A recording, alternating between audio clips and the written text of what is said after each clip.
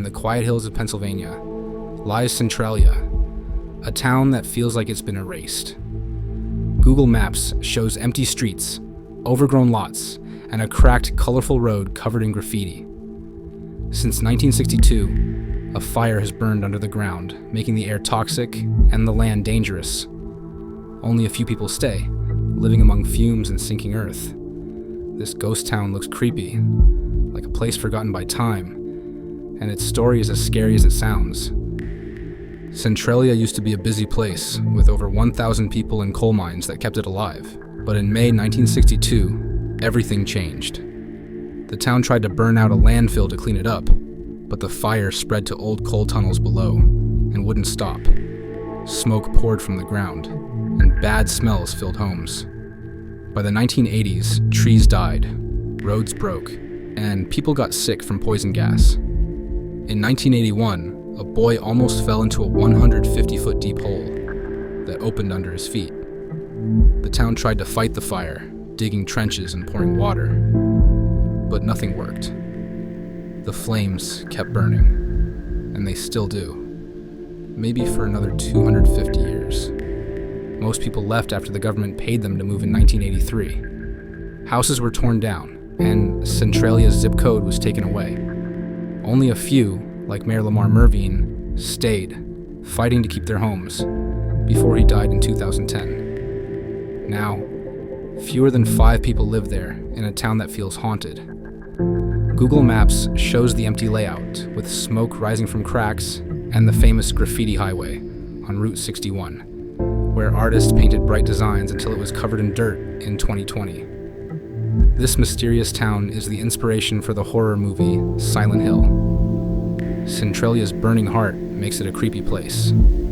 Google Maps lets you see the lost streets and smoky ground, but nothing beats the eerie feeling of standing there and smelling the fumes.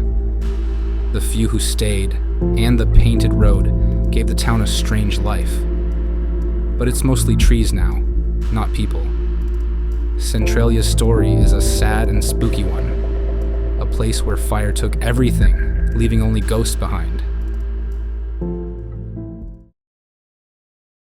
Deep in the forests near Hillsboro, Oregon, Google Maps hides a strange secret. A huge Boeing 727 sits parked among the trees, far from any runway. Its wings gleam through the branches, looking like a ghost from another time. When Instagram users spotted this plane on satellite images, the internet went wild. Why was a giant airplane stuck in the middle of nowhere? It felt creepy, like a forgotten relic with a story to tell, and people couldn't stop talking about it. Walking up the dirt path to the plane, you'd feel a chill. This isn't a crash site, it's parked neatly, surrounded by tall trees. The Boeing 727, over 150 feet long, looks out of place, like it landed in a dream. The sight of such a big machine, once soaring through the sky, now sitting quietly in the woods, gave off a spooky vibe. This wasn't just any plane. It used to fly for Olympic Airlines, carrying important people for Greece, making its lonely spot in the forest even weirder. The truth is stranger than fiction. A man named Bruce Campbell, an engineer, bought the plane in 1999 for $100,000. He turned it into his home, living there half the year. With electricity, water, and over 1,000 square feet inside, it's a cozy house, but it still looks wild from above. Bruce loves showing it off, giving tours to visitors who hike up his driveway. This Boeing, once a fancy Olympic Airlines jet, escaped being scrapped and found a new life.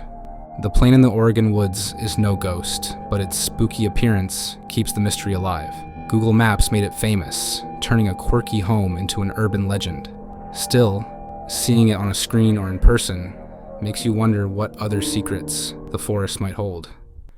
In the quiet city of Almere, Netherlands, a chilling discovery on Google Map sent shivers across the internet. A satellite image surfaced in the year 2009 from the Beatrix Park, which revealed something straight out of a horror story.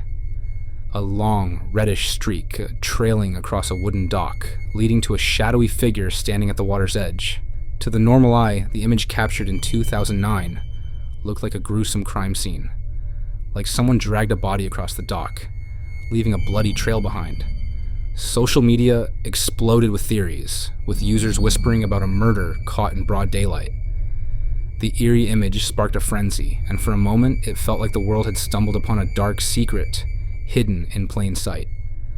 An Australian ex-user, Jiwei Gwen, tweeted, "Someone is trying to throw a corpse into a lake on Google Map." As curious onlookers zoomed in on the satellite view, the scene only grew more unsettling. The reddish mark stretched across the dock. The Sun newspaper said it looked like a body with a head and feet dragged across the dock. Duncan Hull, an English scientist, tweeted, "Coming to a corpse near you." The idea that such a horrific scene could be frozen in time on a public platform like Google Maps sent chills through the internet. Who would dare dispose of a body in a busy park, leaving a trail so obvious it could be seen from space? Had Google Maps accidentally captured a crime that had gone unnoticed? Many wondered how such a terrible act could happen in a public park. In broad daylight was as baffling as it was terrifying. But soon, a simple answer came up. Investigators and locals took a closer look, and what they found was almost laughable. The red mark wasn't blood, it was just wet wood, darkened by water from the dog's body. The dog, maybe a brown one, had jumped in the lake and shook water on the dock. The dark figure was probably the dog's owner, standing there, not knowing the dog's splash would scare the world. Local police confirmed the story, and the murder story quickly faded. The police said the picture was old, so there was nothing to find. The dock in Beatrix Park became famous for this spooky mix-up. What started as a heart-stopping glimpse of a supposed crime scene turned into one of Google Maps' most infamous myths, proving how a single image can ignite the imagination. Deep in Japan's quiet Aya Valley lies Nagoro, a tiny village that feels like a ghost town. With only barely 24 people left, this place is known for something strange. Hundreds of life-size dolls fill the streets, sitting in houses, gardens, and empty classrooms. Google Street View shows them staring out, making the village look creepy, like it's stuck in time. These aren't just decorations. They're eerie stand-ins for people who died or left, and their story is enough to give anyone chills. Walking through Nagoro feels like stepping into a spooky dream. Dolls are everywhere, looking so real you might mistake them for people, or maybe even ghosts. Some hold tools in fields, others sit at bus stops, and a few even smoke fake cigarettes. At first, they seem charming, but the longer you look, the weirder it gets. Why are there so many? The village is almost empty, with no kids born in 20 years, and the nearest store an hour away.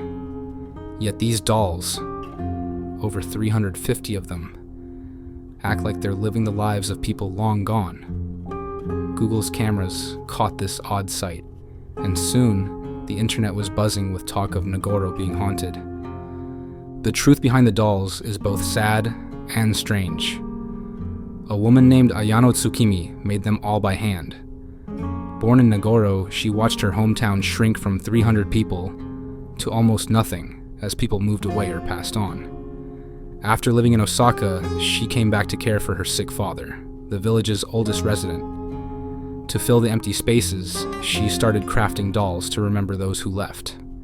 Each one is a tribute to the people who once filled the village. But with so many dolls and so few people, Nagoro feels like a place where shadows outnumber the living. It's not haunted, but the sight of lifeless figures in a dying town is enough to make your skin crawl. Its creepy charm continues to draw curious visitors, wondering if the village is actually haunted. On the sandy shores of Tavira Island, Portugal, lies a place that looks like a graveyard for ghosts. Praia de Beryl Beach is home to hundreds of rusted anchors, stuck in the dunes like tombstones. From above, Google's satellite images show them lined up in neat rows, their twisted shapes glowing red with rust. It's a creepy sight, like relics from a forgotten time, abandoned to the wind and sand. This strange beach feels haunted, And its story is as chilling as it is sad. At first glance, the anchors seem out of place, scattered across the dunes with no one to claim them. They're big, heavy, and rusty, some half buried in the sand. One might think they washed ashore, but they were placed here on purpose. Long ago, this beach was alive with fishermen chasing bluefin tuna, where the Atlantic and Mediterranean meet. The anchors held down nets in a special way, rumored to have been started by ancient Romans. It was tough, dangerous work, but it kept the town of Algarve busy for years. Seeing those anchors now, standing like silent watchers, makes you wonder what happened to the people who used them. The truth is both simple and spooky. In the 1960s, the tuna vanished, and the fishermen had to stop. They left their anchors behind, letting them rust on the beach. Then, someone started arranging them in rows, like a memorial for the fishing life that died out. No one knows who did it, but locals kept adding more, honoring the community that once thrived. Now there are hundreds, lined up with no signs or fanfare, just sitting quietly in the sand. Google's cameras caught this eerie setup, and soon, the internet was whispering about the Cemetery of Anchors, a place that feels more like a ghost town than a beach. It's not a real cemetery, but the rusty relics, standing like forgotten souls, give off a spooky vibe that sticks with you. In the blue waters of the Bay of Bengal lies North Sentinel Island, a place that feels like a secret from another time. Google Maps shows a green, untouched island surrounded by reefs with no way in, home to the Sentinel Ace, a tribe that wants nothing to do with the outside world. They fought off strangers with arrows and spears, and it's illegal to go near. The island looks like paradise, with thick forests and sandy shores. But the Sentinelese, maybe 80 to 150 people, don't welcome visitors. For 60,000 years, they've lived alone, hunting, fishing, and building huts with fires outside. They don't know about phones, cities, or even AI, and their language is a secret to outsiders. Google Maps makes it seem close, but getting near is deadly. In 2006, they killed 2 fishermen whose boat drifted too close. In 2018, an American named John Allen Chow tried to visit and was killed. The Sentinelese don't mess around, and their arrows make that clear. Why are they so fierce? Outsiders bring danger. A cold could wipe them out since they've never faced our germs. In 1880, the British took some Sentinelese away, and they got sick and died. The Indian government now bans anyone from coming within 5 miles to keep the tribe safe.